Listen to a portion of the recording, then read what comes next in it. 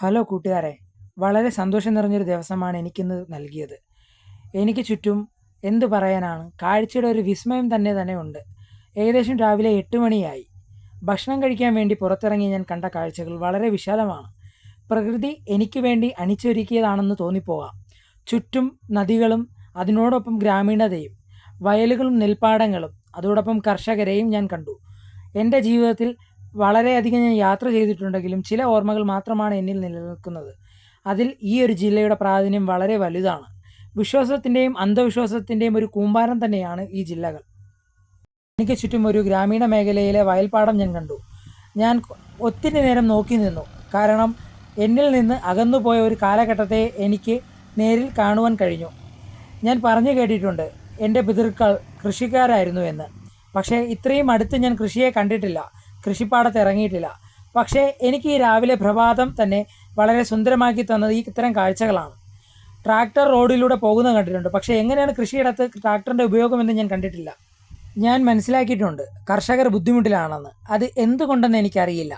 അതുപോലെ കൃഷിയിടങ്ങളിലെ യന്ത്രവൽക്കരണം എത്രത്തോളം സഹായമാണെന്നും എനിക്കറിയില്ലായിരുന്നു. പക്ഷേ ആദ്യത്തെ ഒരു തവണ തന്നെ ഇത്തരം കാഴ്ചകൾ എന്നെ വളരെയധികം ചിന്തിപ്പിച്ചു. ഞാൻ ചിന്തിക്കുകയും ഞാൻ വായിച്ച പുസ്തകങ്ങളിലെ കാര്യങ്ങൾ ഉൾക്കൊള്ളുകയും ചെയ്തു.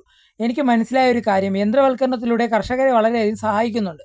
പക്ഷേ ഭീമമായ തുക പെട്രോളിന് വേണ്ടിയും മറ്റു ദൈനംദിന കാര്യങ്ങൾക്ക് വേണ്ടിയും അവർ ചിലവാക്കുന്നെന്ന് അവരോടൊപ്പം ഇടപെട്ടപ്പോൾ എന്ന് മനസ്സിലായി. കുറച്ചധികം ദൂരം ഞാൻ നടന്നു. അതിനുശേഷം ഞാൻ ഈ കണ്ട നെൽപ്പാടത്ത് അധിക നേരവും നോക്കി നിന്നു. അതിനുശേഷം അവരുമായി സൗഹൃദം പങ്കിട്ടു. ഒത്തിരി കാര്യങ്ങൾ എനിക്ക് ചോദിച്ചു മനസ്സിലാക്കാൻ കഴിഞ്ഞു. ഈ പ്രകൃതി വളരെ സുന്ദരമാണ്. ഞാനിപ്പോൾ നിൽക്കുന്നത് സ്വർഗത്തിൽ തന്നെയാണ്. എൻ്റെ നാട് പോലെ മറ്റൊരു നാട് എന്ന് ഞാൻ ചിന്തിച്ചിട്ടില്ല. എൻ്റെ നാട്ടിൽ എന്തുണ്ടോ അത് തന്നെയാണ് എനിക്ക് സന്തോഷം. ഈ നിമിഷം എന്താണോ എനിക്ക് തരുന്നത് അത് വളരെയധികം സന്തോഷത്തിലുമാണ്. നിങ്ങൾ ഇപ്പോൾ കണ്ടുകൊണ്ടിരിക്കുന്നത് പാടത്തിന് ചുറ്റും പണി ചെയ്യുന്ന കർഷകരെയാണ്. കുറച്ചു നേരം ഞാൻ അവരുമായി സൗഹൃദം പങ്കിട്ടു. എന്നെ അവർ പാടത്തേക്ക് ക്ഷണിക്കുകയും ചെയ്തു. വളരെ സന്തോഷത്തോടുകൂടി ഞാൻ അവർക്കൊപ്പം പാടത്തേക്ക് ഇറങ്ങി. ആദ്യം തന്നെ ഞാൻ വളരെ സന്തോഷത്തോടുകൂടി നിങ്ങളോട് പറയാം, കാലിൽ നിന്ന് ചെരുപ്പ് ഊരുക എന്നത് വളരെയധികം ചെയ്യുന്ന കാര്യമാണ്. പക്ഷേ കാലിൽ നിന്ന് ചെരുപ്പ് ഊരി പാടത്ത് ചവിട്ടിയപ്പോൾ മനസ്സിലുണ്ടായ ഒരു അനുഭൂതി, ശരീരത്തിനുണ്ടായ ഒരു കുളിർമ ആരോടും പറഞ്ഞാൽ മനസ്സിലാവില്ല.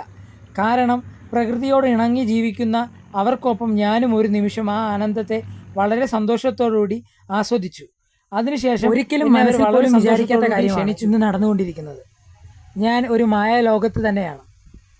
അന്യം നിന്ന് പൊയ്ക്കൊണ്ടിരുന്ന ഒരു ജോലി അല്ലെങ്കിൽ ഒരു നമ്മുടെ ഒരു പൈതൃകത്തെ സംബന്ധിച്ചുള്ള കാര്യങ്ങളെ മനസ്സിലാക്കാൻ എനിക്ക് കുറേ പുസ്തകത്തെ കൂടുതൽ ജീവിതത്തിൽ നിന്ന് അനുഭവം നൽകി. അവർക്കൊപ്പം നടക്കുകയാണ്. നടക്കുന്നതോറും എൻ്റെ കാല് ചേറിൽ പുതഞ്ഞുകൊണ്ടിരിക്കുകയാണ്. ഓരോ തവണ കാലിൽ ചേറിൽ പുതയുമ്പോഴും മനസ്സിന് കിട്ടുന്നൊരു പ്രത്യേക ഒരു അനുഭൂതിയാണ്. വളരെ സന്തോഷത്തോടുകൂടി ഞാൻ അവർക്കൊപ്പം കുറച്ച് നേരം ചിലവിട്ടു. ഞാൻ അവരിൽ നിന്ന് കൂടുതൽ കാര്യങ്ങൾ ചോദിച്ചു മനസ്സിലാക്കി. കൃഷിയെക്കുറിച്ചും അവർക്കുണ്ടാവുന്ന ലാഭനഷ്ടങ്ങളെക്കുറിച്ചും.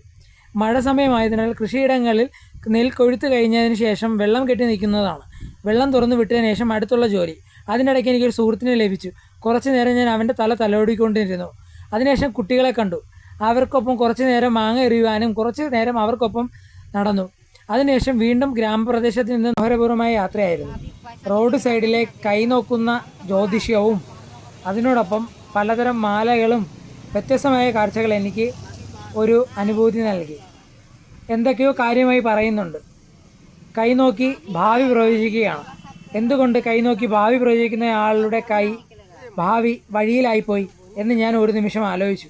അതിനുശേഷം നേരെ കാണുന്ന ഒരു മാർക്കറ്റിലേക്ക് നടന്നു. കാര്യം ഗ്രാമീണരാണെങ്കിലും വളരെയധികം ആഡംബരത്തോടുകൂടി ജീവിക്കുന്നവരാണ്. കണ്ടില്ലേ ആഡംബരം? മണിമാളികകൾ പോലെ കെട്ടിപ്പൊക്കിയ കടകളും ആഡംബരപൂർവമായ ലക്ഷറി വാഹനങ്ങളും തികച്ചും ഒരു ആഡംബര വാക്കായി ഉപയോഗിച്ചത് മാത്രം. എന്തു പറയാനാണ്? ഞങ്ങൾക്ക് വഴിയൊരുക്കുന്ന സുഹൃത്ത് വളരെ വിശാലമായി പുഷ്പ രീതിയിൽ വഴിയൊരുക്കുന്നുണ്ട്. അതും വഴിയിൽ കണ്ടു. ഞാൻ ഒരിക്കലും ആരെയും കുറച്ചോ കളിയാക്കിയോ കാണിക്കുന്നതല്ല. ഈ വീഡിയോ കാണുന്നത് നമ്മളെല്ലാവരും ചിന്തിക്കണം, അർഹതപ്പെട്ടവനാണോ നമ്മൾ വോട്ട് നൽകിയെന്ന്. അതിനുശേഷം അങ്ങനെ ഞാനും ബാബു ഇവിടെ കുറച്ച് ദിവസത്തിന് ശേഷം വീണ്ടും ഒരുമിച്ച് ആഹാരം കഴിക്കാൻ വേണ്ടി പോവുകയാണ്. കുറേ നാൾക്ക് ശേഷമാണ് വ്ളോഗ് ചെയ്യണം, വേറെ ഒന്നുമല്ല. കുറച്ച് ബുദ്ധിമുട്ടിലല്ലായിരുന്നു, എല്ലാം മാറിയൊക്കെ ഡ്യൂട്ടി കാര്യങ്ങളാണ്. ബാബു കൊണ്ട് ഞാനിവിടെ ഭക്ഷണം കഴിക്കാൻ വേണ്ടി പോയി. ഞങ്ങളിപ്പോൾ നിൽക്കുന്നത് ചെറുക്കില ജില്ലയിലാണ്. ഞങ്ങളിങ്ങനെ നടന്നുകൊണ്ടിരിക്കുകയാണ്. ഇവിടെ നടന്നാലേ മാത്രമേ പറ്റുള്ളൂ. 1 കിലോമീറ്ററോളം നടക്കണം ആഹാരം കഴിക്കാൻ വേണ്ടി. ഇവിടെയുള്ള കാഴ്ചയൊക്കെ കണ്ട് വൈകുന്നേരം സായാഹ്നം നടന്നുകൊണ്ടിരിക്കുകയാണ് ഗൈസ്. ഞങ്ങളിനി കുറച്ച് നേരം ഇനി ഞാൻ നിങ്ങളോട് പറയാൻ പോകുന്നത് അന്ധവിശ്വാസത്തിൻ്റെ ഒരു കൂമ്പാരത്തെ തകർത്ത കഥയാണ്. ഞാൻ നിൽക്കുന്നത് സെർക്കല ജില്ലയിലെ ഒരു ഗവൺമെൻറ് സ്ഥാപനത്തിലാണ്. ഇവിടെയുള്ള സുഹൃത്തുക്കൾ ഞങ്ങളോട് പറഞ്ഞു, ഇവിടെ പ്രേതശല്യമുണ്ട്, രാത്രി ഭയങ്കര ബുദ്ധിമുട്ടായിരിക്കും, കിടക്കാൻ കഴിയില്ല. ഞങ്ങൾ ആധാർ കാർഡ് വരെ വാങ്ങിച്ചു വെക്കേണ്ട സാഹചര്യം വന്നു.